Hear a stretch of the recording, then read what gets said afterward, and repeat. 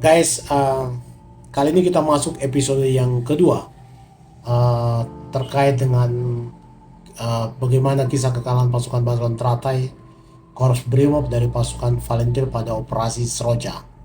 Tapi sebelum kita lanjutkan ceritanya, kita ngopi dulu biar ceritanya makin jos. Ya, jadi guys, Batalan Teratai itu adalah sebuah batalion yang memang dibentuk untuk kepentingan operasi Seroja.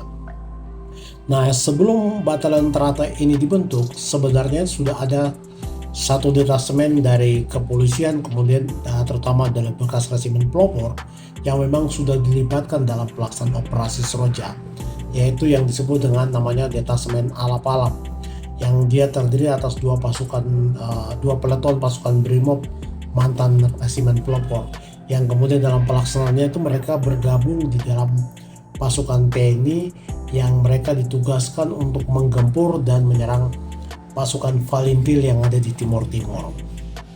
Nah guys, pasukan ex-resimen pelopor ini kemudian mereka disebut dengan namanya Detasemen Khusus Alap-Alap atau Densus Alap-Alap, yang dalam penugasannya itu mereka itu saat itu berada di bawah komando Batalion 527. Batalion 527 itu kalau nggak salah di Jawa Timur, yang dia bertugas untuk menyerbu kantong-kantong pertahanan Volunteer. Jadi mereka ini sifatnya lebih ofensif gitu. Nah, karena mereka di bawah kendali Batalion 527, seragam yang digunakan saat itu adalah seragam yang sama digunakan oleh Batalion Infanteri 527, dan mereka bukan menggunakan seragam Brimob. Ya, memang tujuannya itu agar mungkin bisa membedakan mana yang musuh dan mana yang kawan. Yang membedakan di sini hanya persenjataannya saja. Densus Alap-Alap saat itu dia menggunakan senjata AR-15. Nah guys, sekarang kita masuk ke batalion lainnya, yaitu yang disebut dengan Batalion Teratai. Ya, jadi memang Batalion Teratai ini dibentuk memang untuk kepentingan operasi Seroja. Itu berdasarkan perintah yang diterima dari Panglima Komando Operasi Seroja saat itu. Pasukan ini awalnya itu tidak diperintahkan untuk melakukan ofensif, ya artinya untuk melakukan penyerangan, melainkan hanya melakukan penjagaan di wilayah-wilayah yang saat itu sudah dikuasai oleh TNI. Nah, pasukan Teratai ini itu mereka itu terdiri dari anggota-anggota Brimob dari berbagai kesatuan, dan juga saat itu Tamtama Brimob yang mereka baru saja lulus pendidikan di beberapa sekolah polisi negara atau SPN. Dan saat itu mereka tuh tidak pernah mendapatkan semacam pendidikan ranger atau pendidikan pelopor yang memang menjadi kualifikasi daripada resimen pelopor.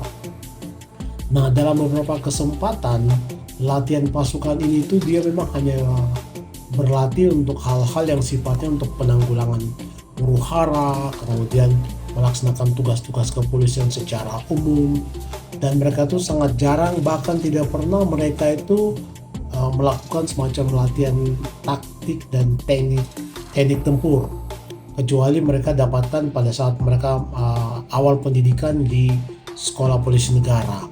Nah, beberapa di antara mereka itu bahkan mereka masih canggung saat itu menggunakan senjata AR-15 yang dipunyai oleh resimen pelopor.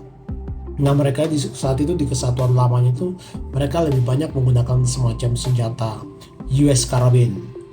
Nah, pembentukan pasukan Batalion Teratai ini memang sejak awal itu bermasalah, karena keputusan pembentukannya pun ini hanya berdasarkan perintah lisan. Nah, kemudian personel yang diambil dari pasukan ini itu adalah anggota-anggota yang pernah bertugas sebagai anggota resimen pelopor. Nah, kita tahu kan resimen pelopor itu dalam episode yang pertama saya sampaikan bahwa resimen pelopor itu sudah dibubarkan pada tahun 1972. Nah, saat itu komandan batalion yang ditunjuk adalah AKBP Ibnu Hajar Adikara. Itu dia hanya diberikan waktu 3 hari untuk membentuk pasukan Batalion Teratai. Nah, kemudian pasukan itu kemudian direkrut dari beberapa anggota itu hanya berdasarkan data minimal dari ingatan dari bekas-bekas para anggota Menpor yang kemudian dikirimkan radiogramnya ke kesatuan yang baru, sehingga boleh dikatakan bahwa pasukan ini asal comot saja gitu.